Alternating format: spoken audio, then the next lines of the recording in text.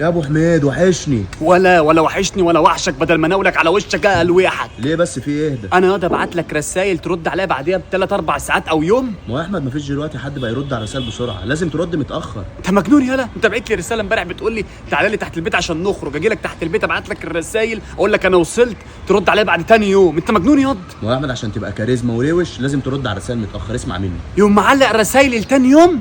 طب اعمل ايه؟ طيب ما هي جت معاك يا احمد. يا ابني انا صاحبك، الكلام ده تعمله مع الجيري فريند بتاعتك الموزه بتاعتك يعني. لا انت فاهم غلط، بالعكس انا البت بتاعتي لازم افضل قاعد في الشات بتاعها. وصاحبك تعلق الرسايل بتاعته؟ ما طبعا يا احمد بصراحة. لا استنى بقى، طالما روشانه برشانه لازم ابقى اروش منك. انت هتعمل ايه؟ ببلكك من كل حاجه عندي. بلك صاحبك يا احمد؟ طبعا عشان تبقى روش بقى وجنتلمان لازم صاحب عمرك تبلكه، عشان لما يجي يبعت لك رسائل ما يلاقيش ولا يلاقي صوره ولا يلاقي اي حاجه ليك ولا يلاقي ليك ملف اصلا. ده الجنتله.